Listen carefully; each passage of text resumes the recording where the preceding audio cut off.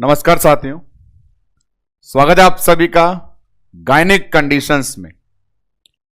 Gynaec conditions तक पहुंचने के लिए प्रीवियस 2 लेक्चर में आपको हल्का इंट्रो दिया गया इस सिस्टम के रिगार्डिंग, और आज से अपन डील करना स्टार्ट करेंगे कुछ गायनिक कंडीशंस में आने वाली स्पेसिफिक टर्मिनोलॉजीज का, जिस कैटेगरी में सामने आपके बोर्ड पे ये ब्यूटीफुल लेडी प्रेजेंट है आज के स्टार्टिंग के टॉपिक को लेकर, हेडिंग प्यूबर्टी। गायनिक कंडीशन में सबसे पहले अपन जानकारी लेंगे कुछ ऐसे शब्दों की जो इससे रिलेट करते हैं, लाइक प्यूबर्टी, मीनोपॉज, ऐसे कुछ पोर्शन। और क्योंकि अपना सब्जेक्ट हमेशा ही फोकस रहा है फीमेल्स के रिगार्डिंग, तो ये फीमेल प्यूबर्टी की अपन बात करेंगे, इसलिए सामने बोर्ड पे ये फीमेल ही प्रेजेंट कराई गई है। क्या होती है प्यूबर्टी, किसे कहते हैं, आने वाले चेंजेस क्या इन्वॉल्व होते हैं, इनके बारे में जानकारी लेते हैं। तो प्यूबर्टी का सबसे पहले अपन अंडरस्टैंड करेंगे इसका मीनिंग क्या है। तो मीनिंग की बात करें तो कंप्लीट लाइफ की जर्नी में आने वाला एक टाइम पीरियड है। हम डिलीवर होते हैं बच्चे के रूप में, पीडियाट्रिक में कई सारे नाम दिए जाते हैं, न्यूबॉर्न है, इन्फेंट है, टोडलर है, प्री स्कूल है, स्कूल है। उसके बाद एक एज आती है एडोलिसेंस वाली, एडल्ट वाली, जब सर्टिफिकेट में भी ए लग जाता है, उसके रिगार्डिंग एकदम बेसिक बात करें आप लोगों से कि व्हाट इज प्यूबर्टी, डिफाइन कैसे करोगे, तो उसका आंसर होता है जब पहली बार पता चले ये लड़का है, ये लड़की है। तो ये बचपन में तो सारे एक जैसे होते हैं, जो लड़के बॉयज होते हैं उन्हें भी अपन स्कर्ट पहनाते, लिपस्टिक लगा देते हैं, जो फीमेल्स होती हैं उन्हें भी कैसे भी ड्रेसअप कर देते हैं। पर पहली बार जब बॉडी में फिजिकली ऐसे कैरेक्टर आना डेवलप हो जिससे डिफ्रेंशिएट कर पाए अपन कि ये मेल ये फीमेल, वही है प्यूबर्टी। और ऐसी चीज को बोलते हैं सेकेंडरी सेक्सुअल कैरेक्टर का आना। प्यूबर्टी का मीनिंग है सेकेंडरी सेक्सुअल कैरेक्टर का आना। जब सामने मैं यह शब्द यूज लेता हूं सेकेंडरी सेक्सुअल कैरेक्टर्स आना, तो वहीं पर दिमाग में क्लियर हो जाना चाहिए कि प्राइमरी सेक्स कैरेक्टर क्या थे। तो साथियों, प्राइमरी सेक्स कैरेक्टर वो थे जो जन्म के समय हमारे पास अवेलेबल थे, हमारे जेनाइटल ऑर्गन। डिलीवरी होते ही डिक्लेयर किया जाता है कि आपको लाला हुआ है या आपको लाली हुई है, सेक्स ऑर्गन देख करके। तो वो दिन वो था जब हमारा प्राइमरी सेक्स कैरेक्टर के बेस पे डिफरेंशिएशन हुआ था। उसके बाद एक फिक्स एज आने पे सेकेंडरी सेक्सुअल कैरेक्टर्स जो आते हैं वो प्यूबर्टी के बारे में हमको नजारा दिखाते हैं। तो आइए बात करें ऐसे ही इस छोटे से पॉइंट की जहां पे शामिल है प्यूबर्टी का इंट्रोडक्शन। बात करते हैं इसके मीनिंग की और आने वाले कैरेक्टर्स की। कुछ कैरेक्टर बोर्ड पे दिखाई दे रहे हैं आपको, बात करते हैं अभी कुछ देर में इनके बारे में। सबसे पहले मीनिंग, तो मीनिंग की बात करी गई तो जवाब देना है what is puberty, it is appearance of secondary sexual character. It is appearance of secondary sexual character, या बोलते हैं फ्लाइट टू एडल्टहुड, वयस्क अवस्था में चले जाना। प्राइमरी सेक्स कैरेक्टर क्या होते हैं जो हमें बचपन से मिलते हैं। बात करें फीमेल प्यूबर्टी की, तो फीमेल प्यूबर्टी में फीमेल की बॉडी में आने वाले चेंजेस को हाईलाइट करके बताया जाएगा। 2 साइंटिस्ट हैं अपने पास, टर्नर एंड मार्शल। ये साइंटिस्ट बहुत आते रहते हैं अपने लोगों के साथ में। टर्नर एंड मार्शल 2 साइंटिस्ट हैं जिन्होंने फीमेल प्यूबर्टी में आने वाले ये स्पेसिफिक 5 कैरेक्टर्स को एक्सप्लेन किया है। टर्नर और मार्शल के द्वारा बताए गए ये 5 स्पेसिफिक साइन हैं जो कहलाते हैं कैरेक्टर्स ऑफ फीमेल प्यूबर्टी। सामने नाम thelarche, menarche, pubarche, adrenarche, height weight growth होना। मीनिंग सुने, thelarche breast development, breast memory gland का डेवलपमेंट होना फीमेल में, थिलार्की। Menarche first menstrual cycle. Pubarche pubic hair जो मॉन्स प्यूबिस वाले बताए थे, एड्रीनार्की एक्सिलरी हेयर, और फिर शरीर एकदम सुडौल स्वस्थ सुंदर आकर्षक दिखना, हाइट वेट बढ़ना। 5 कैरेक्टर मीनिंग लिखता हूं सामने। थिलार्की का मतलब है किसकी ग्रोथ एंड डेवलपमेंट हुई है, ब्रेस्ट में। मिनार्की का मीनिंग है क्या आना शुरू हो गया है, मेंस्ट्रुअल साइकिल। प्यूबार्की का मतलब है क्या ग्रोथ होने शुरू हो गए, प्यूबिक हेयर, मॉन्स प्यूबिस वाले। एड्रीनार्की किसकी बात करेगा, एक्सिलरी हेयर की। और हाइट वेट बढ़ेगा तो मतलब है किस क्या कैरेक्टर आ जाएगा, स्मार्टनेस का। ये सारी चीजें अब यहां प्रेजेंट करते हैं आपको फीमेल प्यूबर्टी का फर्स्ट एमसीक्यू। पहला एमसीक्यू जो बनता है यहां पे धमाकेदार वो ये कि टनर मार्शल ने जो 5 विज्ञापन जारी किए हैं फीमेल प्यूबर्टी में, इसमें फर्स्ट कैरेक्टर क्या है। और यह सवाल बहुत बार परीक्षाओं में पूछा गया है, first sign of female puberty. तो फर्स्ट वही है जो सामने बोर्ड पे रैंक में अवेलेबल है, सबसे ऊपर लिखा हुआ आपका थिलार्की। ये अपने पास पहला और मोस्ट इंपॉर्टेंट एमसीक्यू है from the point of view of puberty. ये लगा दिया क्वेश्चन मार्क। डाउटफुल मत रहना, कई बार मेंस्ट्रुअल साइकिल को बेस बना देते हैं और बोल देते हैं कि ये फर्स्ट साइन होता होगा, ऐसा नहीं है। थिलार्की ब्रेस्ट डेवलपमेंट फर्स्ट साइन है।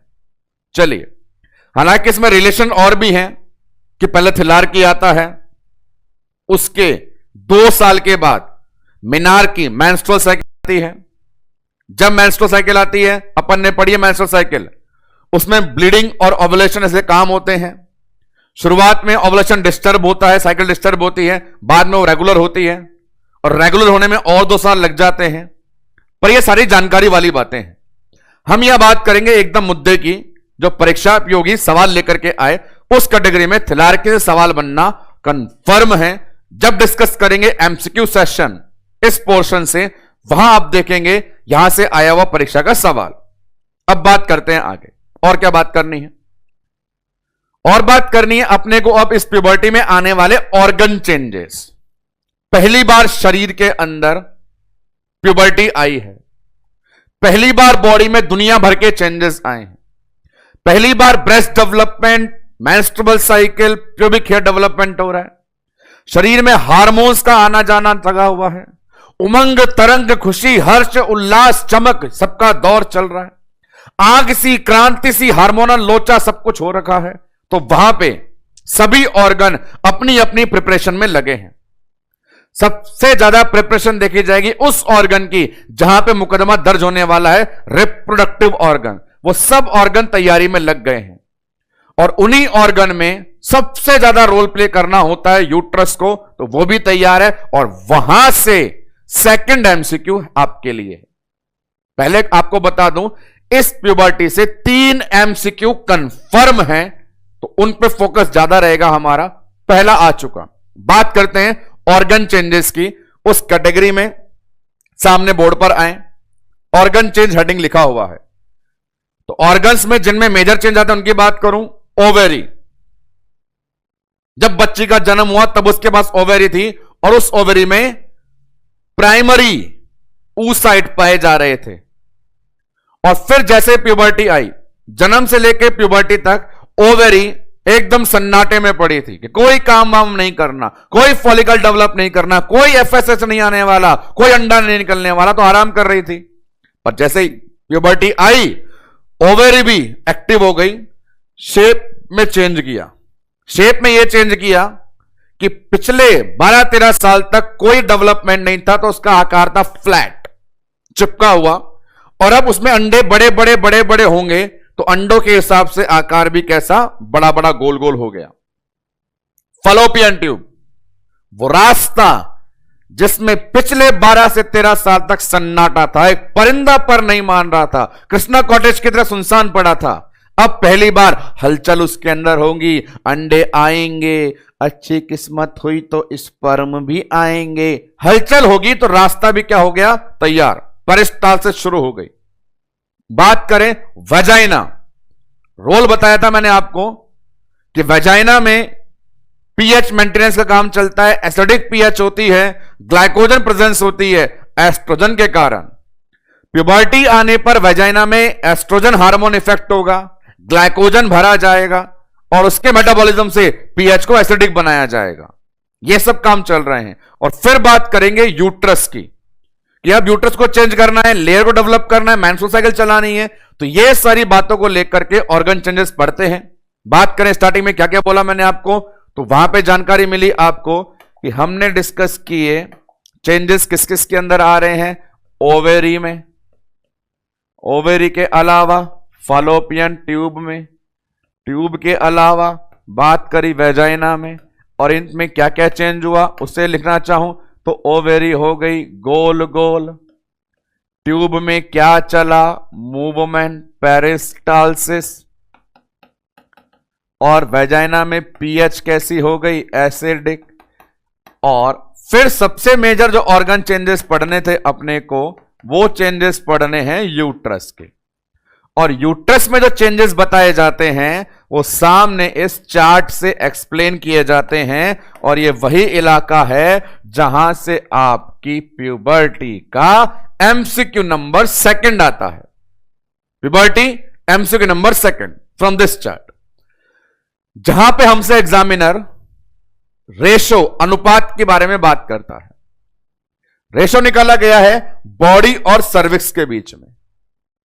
जनरल एनाटॉमी की इंफॉर्मेशन आपको है, उसे मजबूत करूं तो अर्थ यह निकलता है 7.5 सेंटीमीटर का जो यूट्रस होता है उसमें 5 सेंटीमीटर यूटेराइन बॉडी का एरिया होता है और 2.5 सेंटीमीटर सर्विक्स का हिस्सा होता है। सर्विक्स की लंबाई 2.5 सेंटीमीटर, यूट्रस की लंबाई 5 सेंटीमीटर, कुल लंबाई 7.5 सेंटीमीटर के बीच में रेशो चलाना है अपने को, और वो रेशो सामने बोर्ड पर है। यहां से एक ना एक क्वेश्चन कंफर्म है क्योंकि 4 रिजल्ट सामने हैं। पहले बात करते हैं आइडियल की, सबसे ऊपर लिखा हुआ है। आइडियल वाले की बात करी तो आपको दिखा वो रेशो 2:1। उम्मीद है समझ में आया होगा, क्योंकि बॉडी 5 सेंटीमीटर, सर्विक्स 2.5 सेंटीमीटर, तो 2.5 का दुगुना 5, रेशो 2:1 हो गया। ये आइडियल रेशो होता है। अब बात करें जीवन के कैसे कैसे दौर में ये चेंज होता है। आइडियल रेशो 2:1 कब, जब प्यूबर्टी होती है। हर में लाइन मेंशन करनी पड़ेगी मुझे। आइडियल रेशो कब अचीव होता है, जब क्या होता है, फीमेल में प्यूबर्टी का दौर होता है।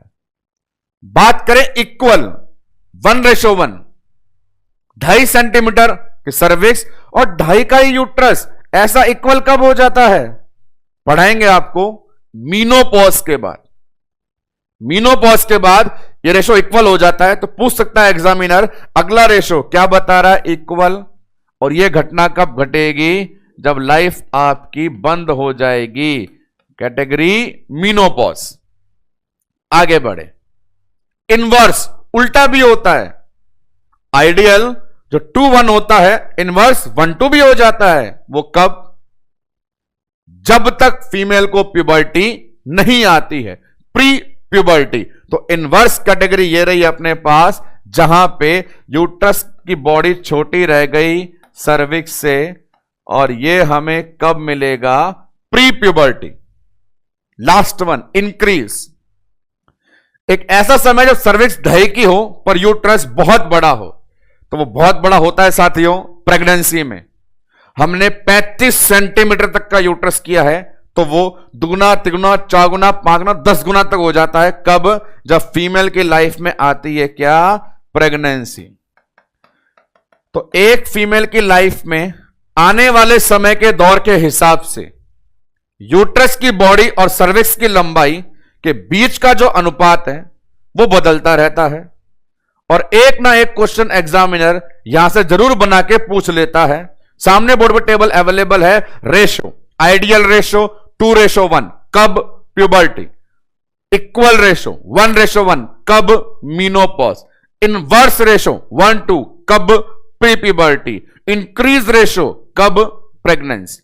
ये चीजें ऑर्गन चेंजेस।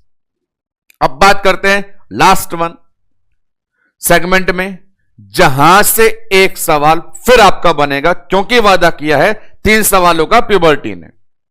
और वो बात है कि ये प्यूबर्टी या तो समय से पहले आ जाए या समय के बाद आए। टाइम की मैं रेंज बताऊंगा आपको, 8 साल, 10 साल, 14 साल, 16 साल, उसके हिसाब से। यदि समय से पहले प्यूबर्टी आ जाए तो अर्ली, और लेट आ जाए तो डिले। समय से पहले आना अर्ली और समय के बाद आना डिले। और धमाकेदार सवाल यहां पे तीसरा यह है कि समय से पहले आने वाली प्यूबर्टी, जो अर्ली प्यूबर्टी है, उसका नाम क्या है?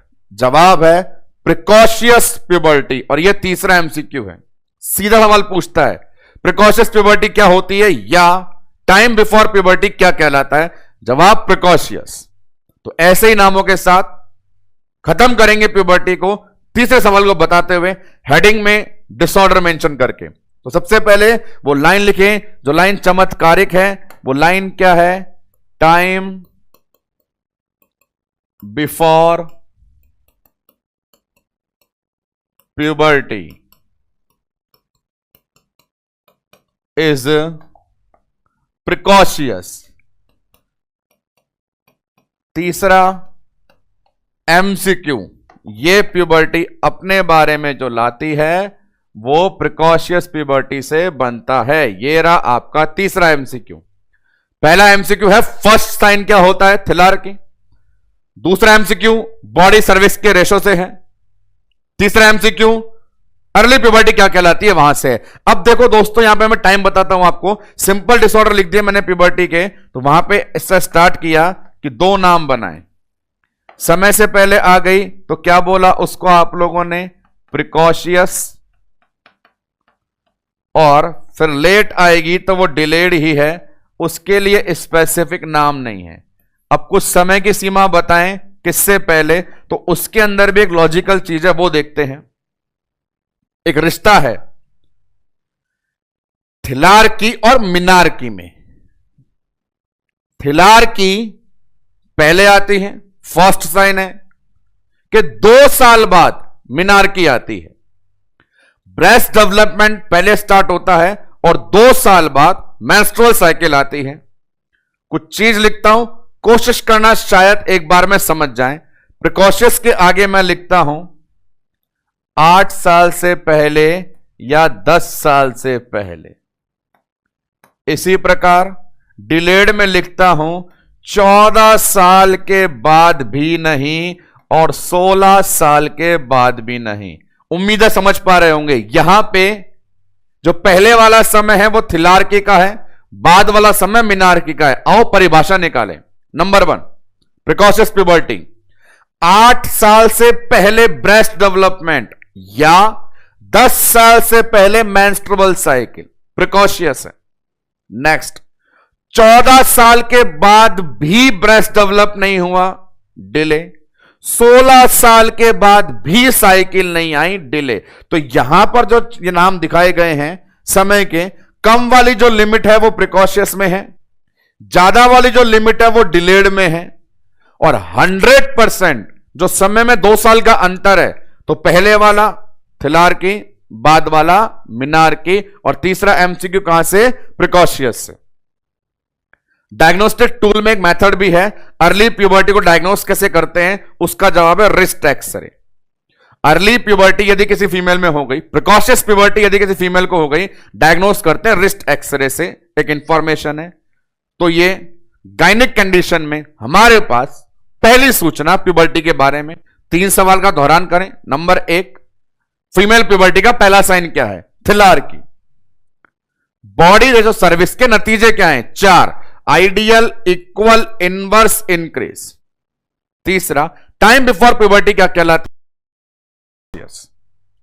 अब अपन बात करेंगे इसी गायनिक पोर्शन में ऐसे ही एक और इवेंट की, जिसे जाना जाता है इस नाम से मीनोपॉज। अपने पास एक नाम मीनोपॉज के बारे में इंफॉर्मेशन प्यूबर्टी के बाद। देखिए आज कैसा दिन है, आज कैसा दौर है, जिसके शुरुआत के 20 मिनट में शरीर में रंगत आई थी, जवानी छाई थी, प्यूबर्टी लाई थी। और अगले ही 20 मिनट बाद कैसे घड़ी लेकर के सारी इच्छाएं मुरझा जाएंगी और फुल स्टॉप लग करके मीनोपॉज कहलाएंगी। तो मीनोपॉज क्या है? मीनोपॉज का मतलब simple, menstrual cycle stop, cessation of menstruation. यहां भी सबसे पहले आपको लेकर के आते हैं इस शब्द के मीनिंग पे, और मीनिंग में आपको मैं बताऊंगा मीनोपॉज का दूसरा नाम। मीनोपॉज का दूसरा नाम कैसे, तो वो सुने। मीनोपॉज का मतलब है मेंस्ट्रुअल साइकिल का खत्म हो जाना। अब मेंस्ट्रुअल साइकिल खत्म क्यों हो गई उसको आप सोचें तो जवाब देखेंगे साइकिल आती क्यों थी। साइकिल तब आती थी जब फीमेल में ओवरी एक्टिव होती थी। ओवरी के अंदर फॉलिकल डेवलप होते थे, ओवुलेशन होता था, और ओवेरियन फॉलिकल से हार्मोन रिलीज होते थे तो एंडोमेट्रियल चेंज होता था। एक फीमेल में मीनोपॉज क्यों आता है तो उसका जवाब देंगे यदि ओवेरी फंक्शन ना करे तो साइकिल भी ना चले। तो यहां पर इस बात को ध्यान रखते हुए कि ओवेरी अपने पास काम नहीं कर रही, मीनोपॉज का नाम देंगे ओवेरियन फेलियर। मीनोपॉज का दूसरा नाम दिया जाएगा ओवेरियन फेलियर, और फिर डिटेल में डिस्कशन किया जाएगा आपको कि ये ओवरी फेल कैसे हुई। तो आते हैं मीनोपॉज के सिंपल से मीनिंग पे। मीनिंग क्या निकल के आता है? वही निकल के आता है जो आपको बताया। मीनोपॉज का मतलब क्या है? Ovarian failure. अब आपको मैं बताऊं कि ये ओवेरियन फेलियर कैसे हुआ, तो स्टेप बाय स्टेप कुछ चेंजेस हैं जिन्हें अपन सामने नोट करेंगे, पर पहले ये जान लेना ओवेरियन फेलियर इसका दूसरा नाम है। मीनोपॉज का दूसरा नाम है ओवेरियन फेलियर। 3 कारण हुए, 3 स्टेप में एक वर्क हुआ। नंबर 1 क्या होता है? oogenesis में आपको शिक्षा दी गई थी कि फीमेल में अंडों की संख्या किस प्रकार से परिवर्तित होती है। गर्भ में 4 महीने की होती है तो 50 लाख, जन्म लेती है 9 महीने पे तो 20 लाख, जवानी में मैदान में उतरती है तो 4 लाख, और पूरे जीवन में निकालती है 400। ये अंडों की संख्या थी। तो एक दिन ऐसा आएगा जब डिप्लेशन ऑफ फॉलिकल हो जाएगा। डिप्लेशन ऑफ फॉलिकल का मतलब है अंडों की संख्या में भारी गिरावट आ गई। नंबर 1 संख्या रिकॉर्ड करी गई। तो अपने पास नंबर 1 का कि वहां पे सबसे पहले ओवरी में ये हुआ डिप्लेशन ऑफ फॉलिकल, अंडों की संख्या में कमी आ गई। एक बात, अब जैसे ही अंडों की संख्या में कमी आ गई तो क्या होगा? नॉर्मली हर साइकिल में जो FSH LH होते थे वो पिट्यूटरी के पास जाते थे और बोलते थे अंडे बड़े करो, अंडे बड़े करो, अंडे बड़े करो। पर अब ओवरी क्या बोल रही है? मुझे माफ करो, मुझे माफ करो, मेरे पास अंडा नहीं है। तो ओवरी ने अपने ऊपर हार्मोन्स को काम करने दिया या नहीं दिया? जवाब देंगे काम करने नहीं दिया। हार्मोन्स तैयार थे काम करने के लिए, पर ओवरी तैयार नहीं थी काम करवाने के लिए, क्योंकि उसके पास है ही नहीं। क्या नहीं है? अंडे नहीं है। तो ओवरी ने हार्मोन का विरोध किया। टर्म आती है हार्मोनल रेजिस्टेंस। Hormonal resistance. और जैसे हार्मोनल रेजिस्टेंस होगा सारे हार्मोन चले जाएंगे। सारे हार्मोन चले जाएंगे तो बॉडी में कंडीशन आती है लो हार्मोनल लेवल। लो हार्मोनल लेवल। और फिर बात करेंगे साइकिल पसंदीदा हार्मोन कौन कौन से थे। जवाब आता है एस्ट्रोजन और प्रोजेस्टेरोन, और पूरी बॉडी में कमी आ जाती है। थर्ड वन सेंटेंस है डेफिशिएंसी ऑफ एस्ट्रोजन। ये 3 लाइनें बता रही है किस प्रकार ये दुर्घटना घटी और एक फीमेल की एक्सपायरी डेट गई लिखी। तो ये कारण बताए गए। सबसे पहले शरीर में अंडों की कमी, कमी के चलते हार्मोन को काम नहीं करने दिया और हार्मोन काम नहीं करने से हार्मोन की कमी आ गई। कुल मिला के ये आंटी की ओवरी फेल हो गई और अब समय हो चला है धमाकेदार एमसीक्यू को बताने का। हजारों बार पूछा गया सवाल, what is the cause of menopause?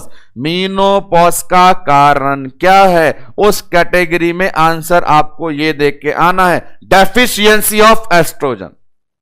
Deficiency of oestrogen. हालांकि यह नतीजा इतनी मेहनत के बाद निकला है, परंतु परीक्षा में जो एग्जामिनर है उसे नतीजे से मतलब है। मेहनत तो आपको करनी होती है 6-7 महीने की कोचिंग करके, एग्जामिनर को तो नतीजा चाहिए होता है। तो पहला सवाल यह है, मीनोपॉज का कारण क्या है? जवाब देंगे डेफिशिएंसी ऑफ एस्ट्रोजन।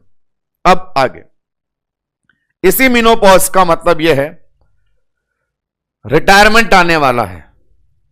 तो जब यह समय आने वाला होता है तो उसके बेस पे मेरे पास एक टर्म है जो एग्जाम में पूछी जाती है और वो टर्म यह है क्लाइमेट्रिक।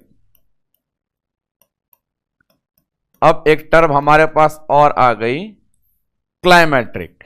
ये क्या है? क्लाइमेट्रिक शब्द एक प्रकार का क्लाइमैक्स है। क्लाइमैक्स बड़ा सिंपल टर्म, बताता है कि एंड होने वाला है। टीवी सीरियल में, मूवीज में, क्रिकेट मैच में लास्ट का समय जो चल रहा होता है, आइडिया लग जाता है कि अब ये खत्म होने वाला है, वो कहलाता है क्लाइमैक्स। इसी प्रकार फीमेल की बॉडी में जब मीनोपॉज का समय आने वाला होता है, 45-50 की उम्र होने वाली लगती है, तो मेंस्ट्रुअल साइकिल भी झटके दिखाने लगती है, 1-1, 2-2, 3-3 महीने के गैप से आने लगती है और धीरे धीरे धीरे वो डिसअपियर हो जाती है। तो ये एक समय का दौर है जो इंडिकेट करता है कि आप रिटायर होने वाले हैं। What is climacteric? तो सिंपल सा आंसर देना है, time duration. It is time duration before menopause. Menopause से पहले का समय जो इंडिकेट करे कि वहां पे साइकिल स्टॉप होने वाली है कहलाता है क्लाइमेट्रिक। यहां पे और बात करेंगे, पर एक जोरदार बात कर लेता हूं। आइडियली जो मीनोपॉज का समय है वो अपने पास 45 to 50 ईयर एक बताया गया, आइडियल मीनोपॉज का समय। अब यहां भी दो बात कर ले अपन कि समय से पहले हो गया तो अर्ली और लेट हो गया तो डिले। आज के लेक्चर में प्यूबर्टी के रिगार्डिंग बात करी थी अपन ने, समय से पहले अर्ली प्रिकॉशियस, समय के बाद डिले। यहां पर भी अर्ली वाली का नाम देखो क्या देंगे, अर्ली मीनोपॉज। अर्ली मीनोपॉज, तो मैं नाम देता हूं कि आप मीनोपॉज को बोले ओवेरियन फेलियर और समय से पहले को बोले प्रीमैच्योर। क्या बोले? प्रीमैच्योर। तो यदि किसी फीमेल का मीनोपॉज 40 से पहले हो जाए, अर्ली मीनोपॉज, वो टर्म कहलाएगी प्रीमैच्योर ओवेरियन फेलियर। प्रीमैच्योर समय से पहले, ओवेरियन फेलियर मीनोपॉज। ये प्रीमैच्योर ओवेरियन फेलियर आराम से समझ में आएगा जब आपको पता हो दोनों शब्दों का मतलब। यदि किसी विद्यार्थी को यह याद नहीं रहा अंत में कि मीनोपॉज का नाम ओवेरियन फेलियर था, तो उसे ऐसा लगेगा ना जाने ये कौन सी बीमारी है जो मास्टर ने पढ़ा ही नहीं हमको। तो प्रीमैच्योर ओवेरियन फेलियर भैया कोई बीमारी नहीं है, शब्दावली का रूपांतरण है। मीनोपॉज का दूसरा नाम ओवेरियन फेलियर है और समय से पहले आना प्रीमैच्योर कहलाता है। दिस इज द इंट्रो और meaning regarding the menopause. Meaning है ओवेरियन फेलियर, कितने स्टेप में होता है? 3 में। एग्जैक्ट कारण पूछे एस्ट्रोजन की कमी और एक समय की मांग क्लाइमेट्रिक। बात करते हैं जब मीनोपॉज होगा तब भी ऑर्गन चेंज होगा। जब प्यूबर्टी आई थी ओवरी डांस कर रही थी, मैं गोल गोल होंगी, फैलोपियन ट्यूब नाच रही थी, मेरे अंदर से कुछ निकलेगा, यूट्रस बड़ा बड़ा हो रहा था, साइकिल चलाएंगे, वैजाइनल पीएच एसिडिक हो रही थी, ग्लाइकोजन मिलेगा। अब समय का दौर बदला, सबने पलटी मारी और देखो कैसे चेंज हुआ। तो फटाक से झटाक से यहां पे जवाब देना शुरू करेंगे, ओवेरियन चेंजेस। ओवेरी अंडे खत्म, सपाट हो गई। फैलोपियन ट्यूब रास्ता बंद, श्रिंक हो गई। यूट्रस में रेशो इक्वल 1/1 हो गया और वैजाइनल पीएच एल्केलाइन हो गई। बड़ा स्ट्रांग है। वैजाइनल पीएच एल्केलाइन क्यों हो गई? क्योंकि आपको पता है एस्ट्रोजन की कमी हो गई। एस्ट्रोजन की कमी, ग्लाइकोजन की कमी, तो पीएच एल्केलाइन। 4 ऑर्गन चेन सामने बोर्ड पे नोट करता हूं वन बाय वन। क्या क्या हुआ दोस्तों साथियों, देखो हमारी ओवेरी के बाद में फैलोपियन ट्यूब, के बाद में यूट्रस, और फिर है अपने पास वेजाइना।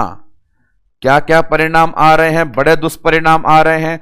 ओवेरी सपाट हो गई, फ्लैट, ट्यूब सिकुड़ गई, श्रिंक, यूट्रस में रेशो बराबर, और वेजाइना में पीएच एल्केलाइन। ये अपने पास सारे ऑर्गन चेंजेस। अब बात करें, इतने ही चेंज होते तो अच्छा था, परंतु परिणाम अभी बाकी है मेरे दोस्त, उन्हें देखना शुरू करो। कैसे? Extra information. वेजाइनल पीएच जब एसिडिक होती है, सबसे बड़ा क्वालिटी वाला फायदा यह होता है कि इंफेक्शन प्रिवेंशन होता है। एसिडिक एनवायरनमेंट में माइक्रो ऑर्गेनिज्म ग्रोथ नहीं करता है। जब मेनोपॉज आएगा और पीएच एल्कलाइन हो जाएगी तो इंफेक्शन के चांस बढ़ जाएंगे, तो यूटीआई का रिस्क बढ़ जाएगा। तो ऑर्गन चेंजेस में सिम्टम्स भी आ रहे हैं। तो यहां पे वेजाइनल पीएच एल्कलाइन होने से अपने को क्या हो गया, रिस्क ऑफ यूटीआई।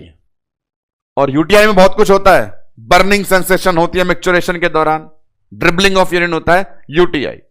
आगे बात करें मस्कुलोस्केलेटन में, एस्ट्रोजन का एक रोल होता है कि बॉडी से कैल्शियम एब्जॉर्ब करके बोन्स में डिपॉजिट करता है, विटामिन डी की तरह।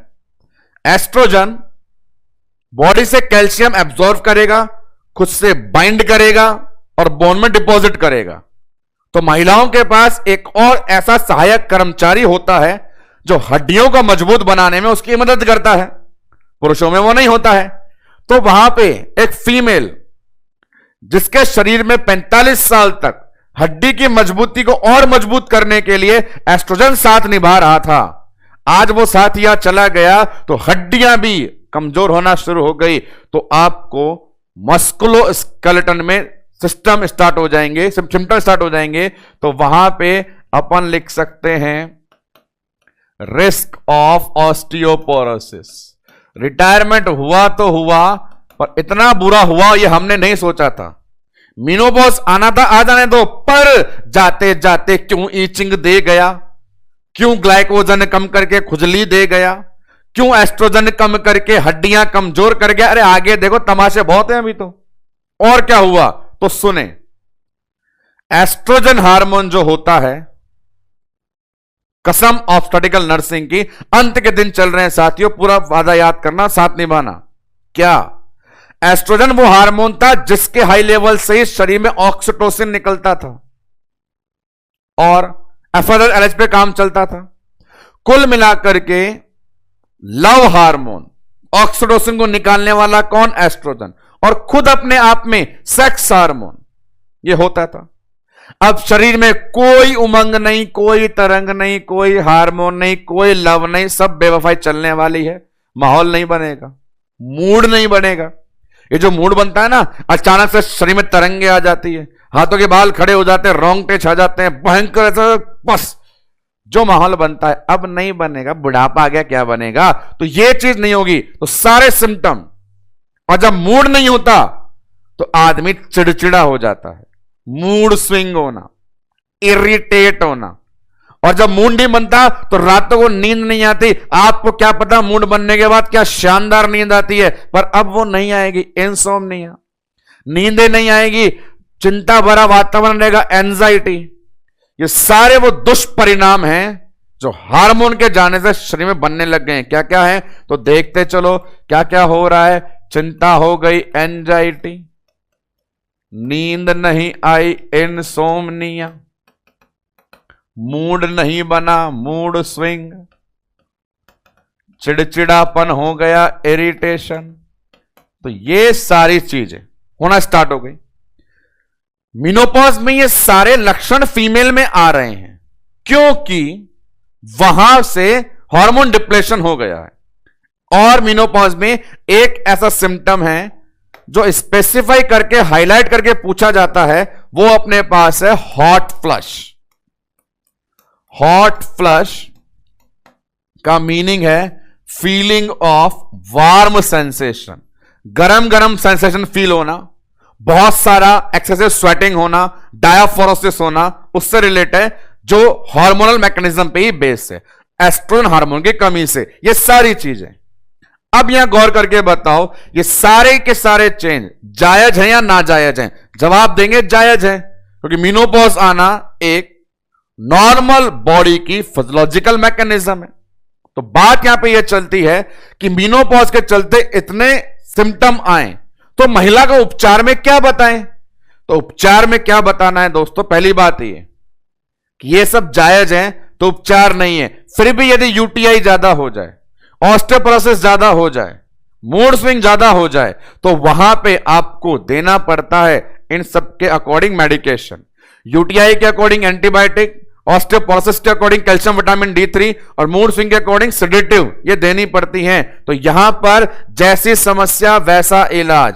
पेशेंट को मीनोपॉज में सिम्टम ज्यादा हो जाएं तो देते हैं अपन वहां पे बेसिक सिम्टोमैटिक मैनेजमेंट। इसके अलावा बात करें, सिम्टोमैटिक मैनेजमेंट सिर्फ एक सहारा है।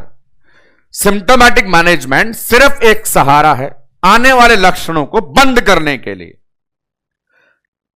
जड़ का पता हो कि सारे क्यों आ रहे हैं, तो कारण एस्ट्रोजन की कमी थी। एस्ट्रोजन होता, ग्लाइकोजन होता तो यूटीआई नहीं होता। एस्ट्रोजन होता, कैल्शियम बाइंड करता तो ऑस्टियोपोरोसिस नहीं होता। एस्ट्रोजन होता तो माहौल बनता, दिमाग खराब नहीं होता। लेकिन वो चला गया तो ये सब आ रहे हैं। तो या तो सिम्टोमेटिक मैनेजमेंट काम कर जाए, नहीं तो उसी को लाएं तो चला गया। मतलब hormone replacement therapy definitive intervention में यूज करनी पड़ती है। हार्मोन रिप्लेसमेंट थेरेपी, ये जो हॉट फ्लश जो मैंने बताया था दोस्तों, यहां से एमसीक्यू अराइज होता है। तो ये अपने पास एक और गायनिक पोर्शन में आने वाला फिजियोलॉजिकल चेंजेस मीनोपॉज। बात करेंगे आज के लेक्चर में ही एक और छोटे एपिसोड की। हेडिंग सामने बोर्ड पे अवेलेबल, डिसऑर्डर ऑफ मेंस्ट्रुएशन।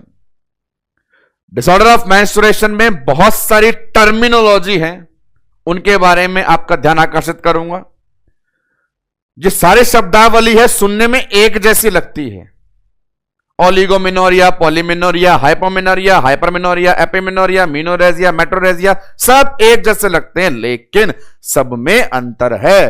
और उसी अंतर को आज का लेक्चर आपको समर्पित है कि इसमें शामिल सभी टर्मिनोलॉजी के बारे में दी जाए आपकी information. So the next heading in our gynaec portion mention upon your board, disorder of menstruation. उस कैटेगरी में सबसे पहले जिन टर्म्स के बारे में बात करेंगे सामने बोर्ड पे अवेलेबल है, 1 by 1। Hypo, hyper, poly, oligo, इन सब में कॉमन लगाना है मिनोरिया, ऐड करना है menorrhoea. Hypo menorrhoea, hyper menorrhoea, poly menorrhoea, oligo menorrhoea. अंतर सुनते चलें। शुरू के दो शब्द हाइपो, हाइपर जो हैं वो अमाउंट ऑफ मेंस्ट्रुअल ब्लीडिंग से रिलेटेड है। अमाउंट ऑफ मेंस्ट्रुअल ब्लीडिंग, जहां नॉर्मल साइकिल में एक फीमेल को 35 से 50 ml ब्लड लॉस होता था, और वहां मैंने आपको एक रेंज भी दी थी कि डिसऑर्डर डिक्लेयर करने के लिए रेंज है 20 से 80 ml। 20 ml से भी कम लॉस होना बीमारी, 80 ml से ज्यादा लॉस होना बीमारी। तो शुरू के दो ऊपर नाम जो है हाइपोमिनोरिया, हाइपरमिनोरिया, ब्लीडिंग अमाउंट से संबंधित है, बाकी सब सही है। अब हाइपो है तो कमी बताओ, कमी के अकॉर्डिंग जवाब देंगे। हाइपो में less than 20 ml blood loss. Hypo का मतलब कम, संबंध है अमाउंट से तो 20 ml से कम। हाइपर, हाइपर का मतलब ज्यादा, अमाउंट 80 ml से ज्यादा, संबंध है ब्लड लॉस से तो 80 ml ब्लड लॉस। ये अपने पास दो टर्म। अब इसमें ये जो टर्म है हाइपरमिनोरिया, इसका दूसरा नाम क्या है वो सुनो। इसका दूसरा नाम है मीनोरेजिया। तो ये चीज आपको याद करनी पड़ेगी, आपसे पूछी जा सकती है कि ब्लीडिंग अमाउंट से संबंधित जो टर्म होती है हाइपो एंड हाइपर, 20 से कम हाइपो, 80 से ऊपर हाइपर, और हाइपर का धमाकेदार नाम क्या है? मीनोरेजिया।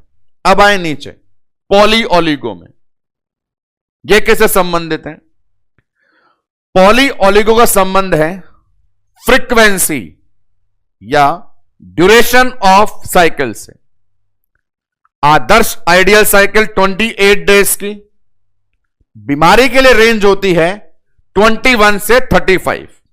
यदि साइकिल 21 डेज से भी शॉर्ट है तो बीमारी, या 35 डेज से भी ज्यादा है तो बीमारी। यहां पर डेज का पता लगा के फ्रीक्वेंसी को कोरिलेट करना है।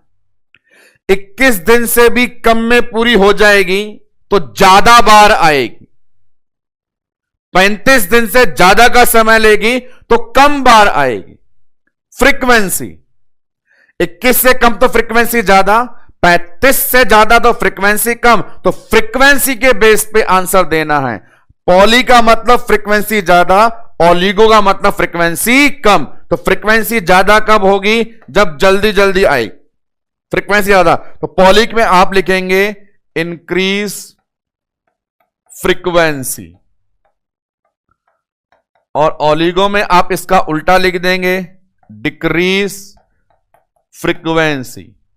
अब ये फ्रीक्वेंसी कम ज्यादा कब होती है? दिनों के अकॉर्डिंग। ज्यादा कब होगी? जब दिन कितने चलने हो? Less than 21 day. और कम कब होगी? जब दिन कितने खिंच जाए? More than 35 day. ये कंडीशन अपने पास में सामने बोर्ड पे अवेलेबल।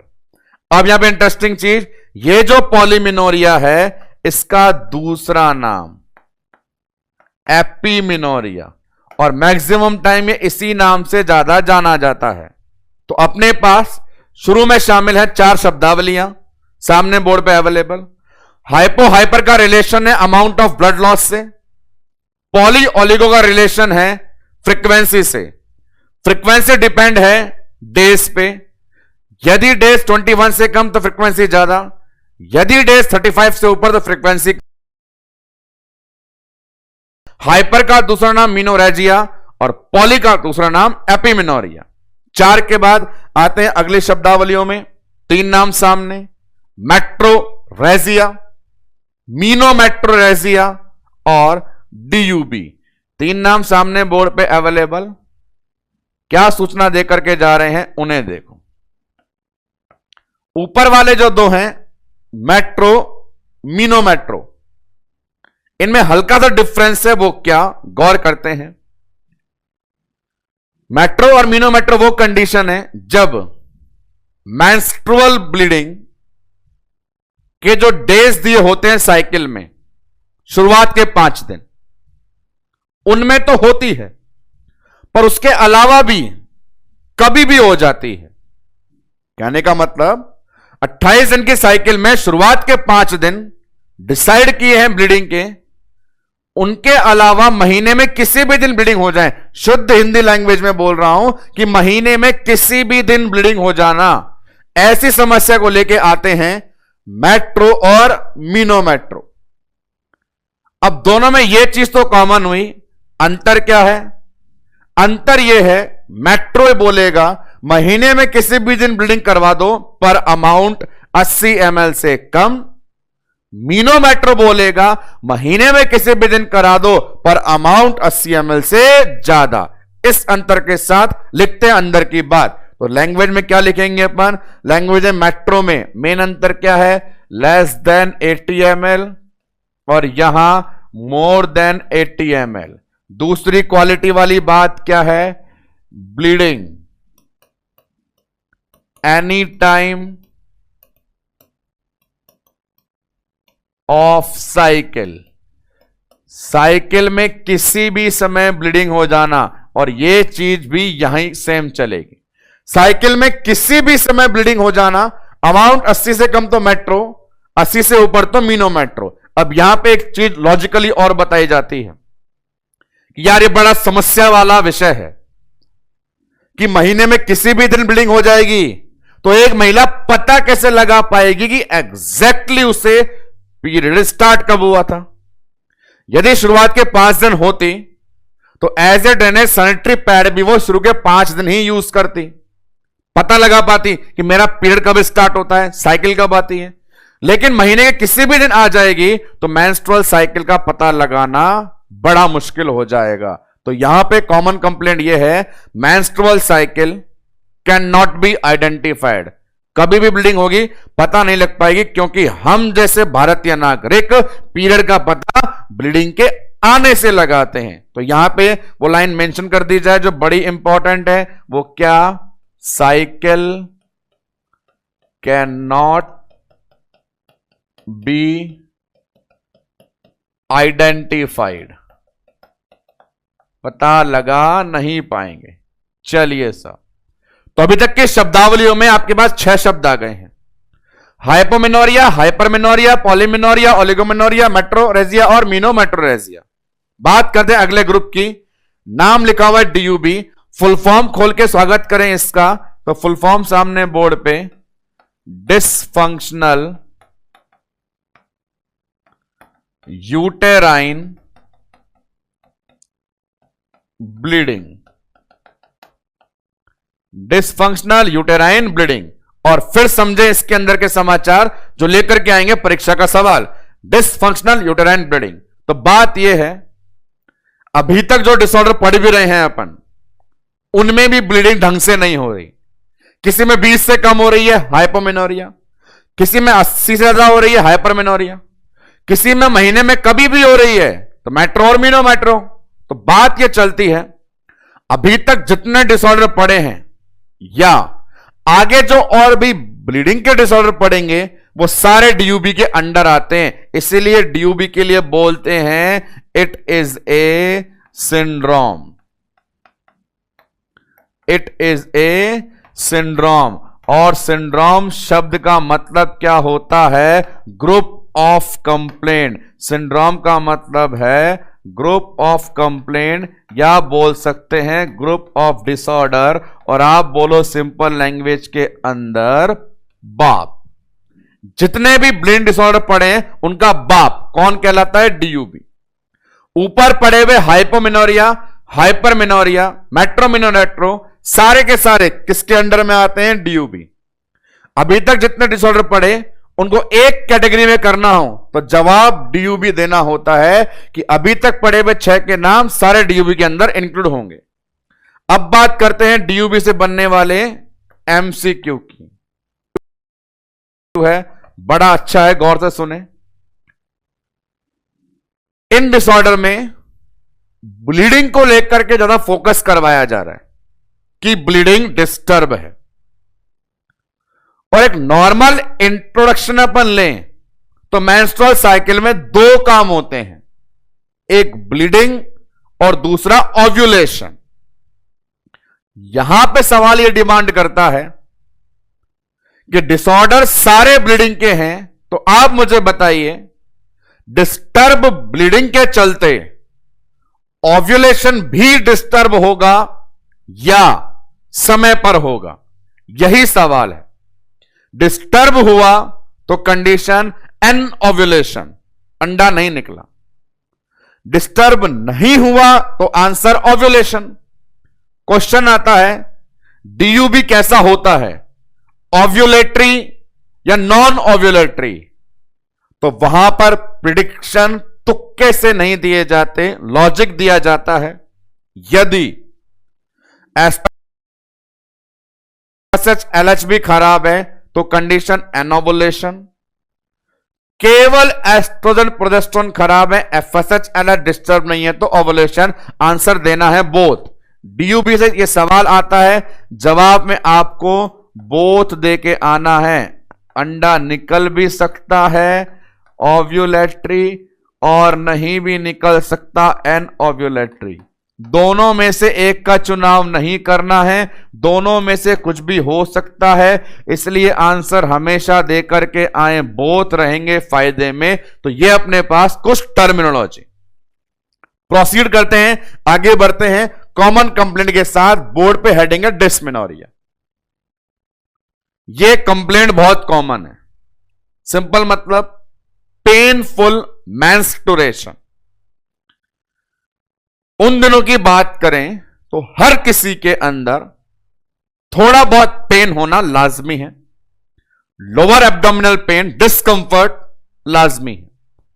हम बात कर रहे हैं उस कैटेगरी की जब इनटॉलरेबल पेन वाली बातें होना शुरू हो जाती है। तो पहले लिखे सिंपल सा मतलब व्हाट इज डिस्मेनोरिया, तो इसका सिंपल सा जवाब है पेनफुल मेंस्ट्रुएशन। और अब आपको बताऊंगा मैं इस डिस्मेनोरिया या कॉमन कंप्लेंट के टाइप। यहां पे हमें भी पढ़ाने के लिए इसने 2 टाइप बनाए हैं, जिसमें एक का नाम प्राइमरी और एक का नाम सेकेंडरी है। तो आइए दोस्तों सीखें इन दोनों शब्दों का मीनिंग क्या है और हम कंटेंट में क्या शामिल करेंगे। डिस्मेनोरिया, पहली बात तो ये, हर पीरियड से पहले हर फीमेल को जनरल सा जो पेन हो उसे यहां पे काउंट ना करें। यदि सीवियर इंटॉलरेबल इंजेक्शन वाला पेन हो तो काउंट करें। उसमें भी 2 कैटेगरी होती है। एक तो ये, पहली बार जब साइकिल आई थी तब से ही समस्या है कि हर बार जब भी साइकिल आती है तब दर्द को लेकर आती है। ऐसे केस जाएंगे प्राइमरी में, शुरुआत से ही गड़बड़ है।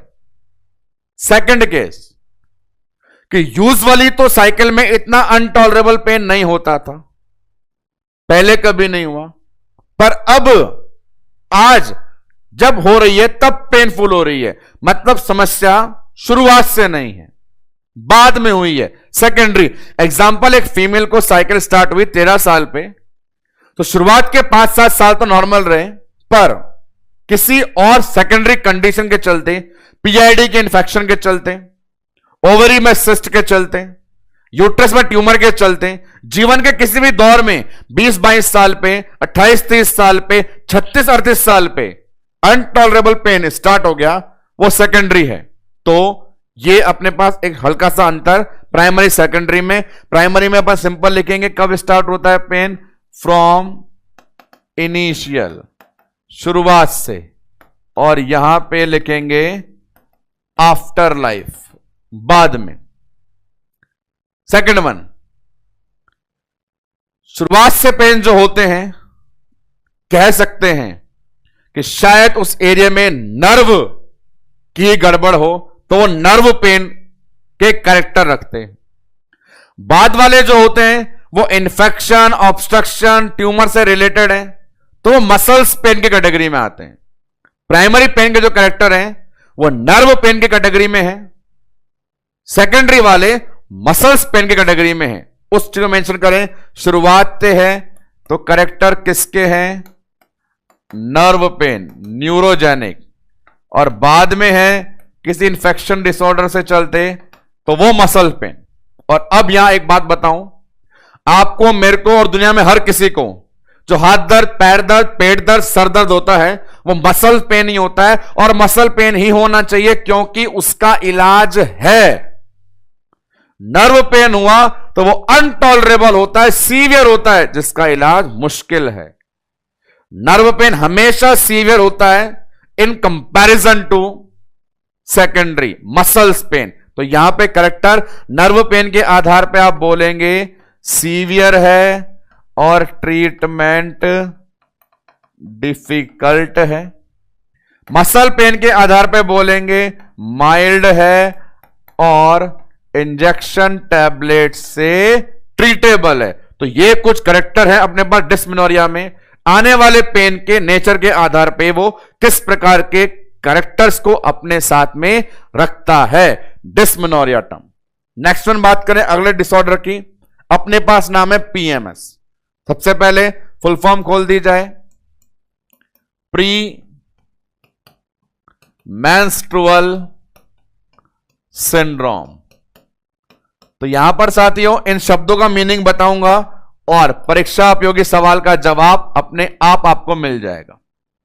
पहला शब्द सिंड्रोम है, वहां तकलीफ नहीं है बताने में। सिंड्रोम का मतलब होता है group of symptom. Group of symptom क्या होता है? हर फीमेल का हर महीने का अपना एक पीरियड का डे होता है। जब भी वो दिन आता है या उसके आसपास दिन आने वाले होते हैं तो माहौल बन जाता है कि पीरियड आने वाला है। तो उससे पहले साइकोलॉजिकली और फिजियोलॉजिकली डिस्टरबेंस स्टार्ट हो जाता है। कुछ दिन पहले से ही मूड स्विंग होना, इरिटेशन होना, भूख ना लगना, ऐसे लक्षण, पेट दर्द होना, ऐसा माहौल सा बन जाता है मल्टीपल सिम्टम्स का। तो मल्टीपल सिम्टम्स है तो बोल दिया सिंड्रोम। तो सिंड्रोम में आप बोलेंगे ग्रुप ऑफ सिम्टम, और वो सिम्टम कहां कहां पे आप सोच में ऐसा पैदा कर रहे हैं तो साइकोलॉजिकल, और बॉडी में लेके आ गए तो फिजियोलॉजिकल। और ये सब कब आ रहे हैं? जब पीरियड वास्तव में नहीं आया है, ब्लीडिंग वास्तव में नहीं आई है। उससे पहले क्या लिखा हुआ है? Pre menstrual. और अगला सवाल मेरे साथियों यहीं से है कि पीएमएस, प्री मेंस्ट्रुअल सिंड्रोम के सिम्टम एक फीमेल को कब आते हैं? साइकिल से पहले। या एग्जामिनर डायरेक्ट क्वेश्चन पुटअप करता है कि मेंस्ट्रुअल साइकिल की कौन सी फेज में आते हैं? तो हमने पढ़ा है आइडियल फेज कितनी होती है? 3।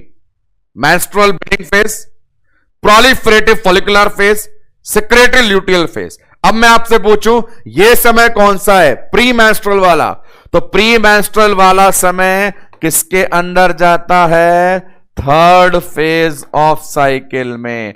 और थर्ड फेज का नाम क्या कहलाता है? सिक्रिएटरी। और यहां से एमसीक्यू है कि पीएमएस के लक्षण साइकिल की कौन सी फेज में आते हैं? जवाब देना है सिक्रिएटरी। नेक्स्ट वन और लास्ट टर्म पे चलें तो वो लास्ट होते हुए भी लीस्ट नहीं है, नाम है उसका amenorrhoea. Simple one liner language में आंसर देना हो, एमिनोरिया का मीनिंग है एब्सेंस ऑफ मेंस्ट्रुअल साइकिल।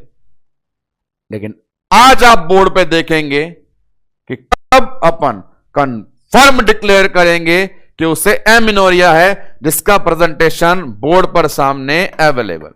देखिए, सीधा नहीं बोलना एमिनोरिया, लास्ट में अंगुली करके जिसको डब्बे में बंद किया है वो है एमिनोरिया। आइए पहुंचे वहां तक। सबसे पहला amenorrhoea physiological, pathological.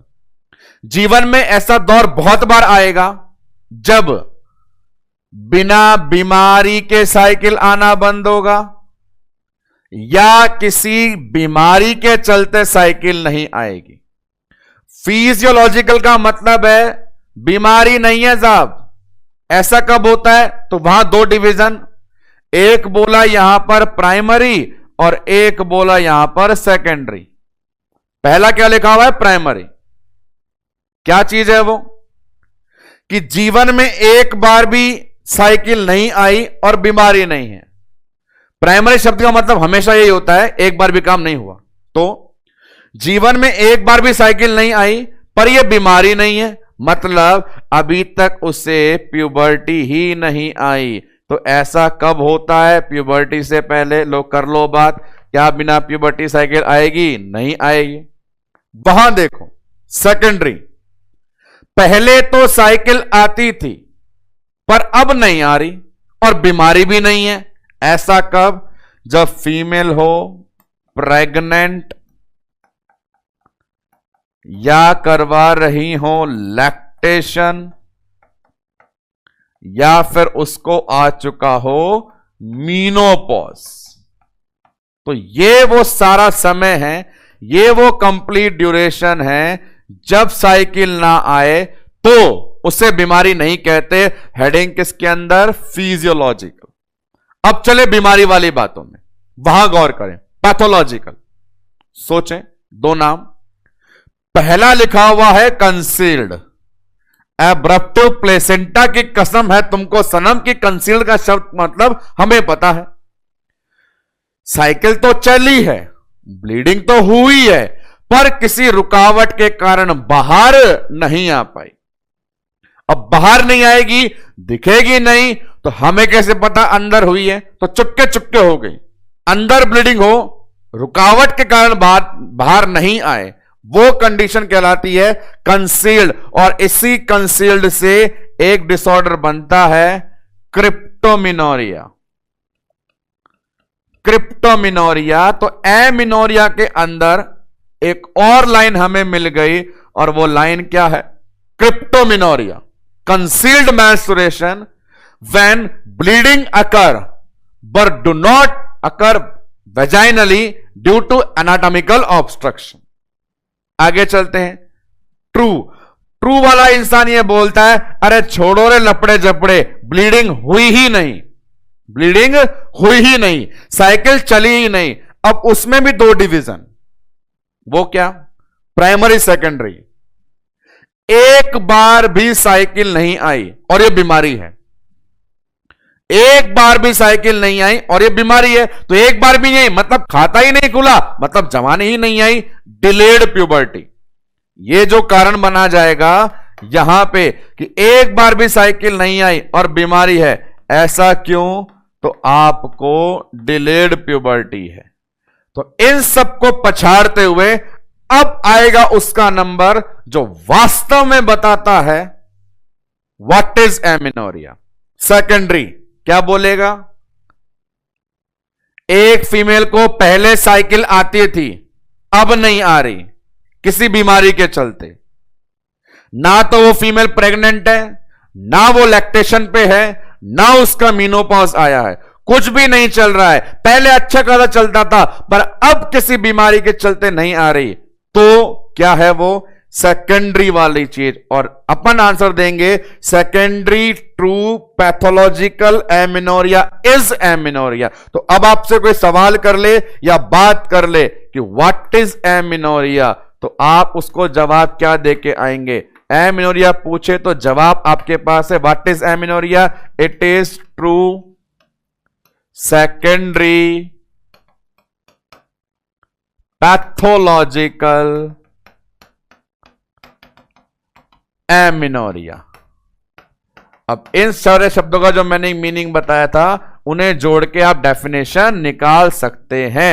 What is amenorrhoea? True secondary pathological amenorrhoea. So this is the information regarding menstrual disorder.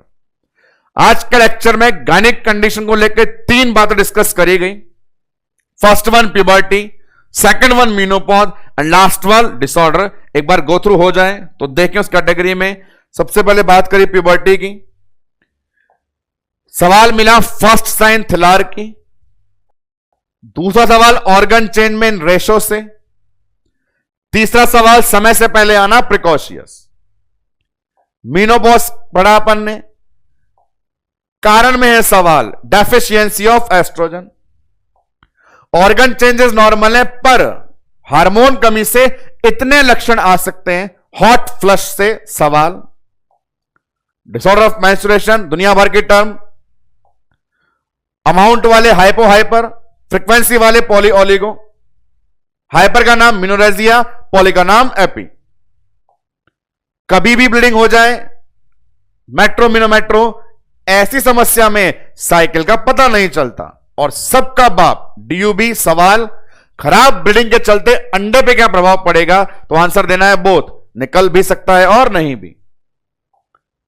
Dysmenorrhoea शुरुआत से गड़बड़ चल रही है, समस्या बड़ी है नर्व वाली, बाद में होने लगी है किसी बीमारी कारण, तो ट्रीटेबल है मसल्स वाली। प्री मेंस्ट्रुअल सिंड्रोम कब आते हैं? सवाल है साइकिल की थर्ड फेज में। And then complete detail classification of amenorrhoea, जिसका मीनिंग था true secondary pathological amenorrhoea is amenorrhoea. तो ये अपने पास आज के लेक्चर में शामिल गायनिक पोर्शन के 3 कंटेंट थे। अगली मुलाकात गायनिक के रिगार्डिंग और डिजीज कंडीशन जो आती हैं उनको लेकर के करी जाएगी। पर आज और अभी के लिए इतना ही। धन्यवाद।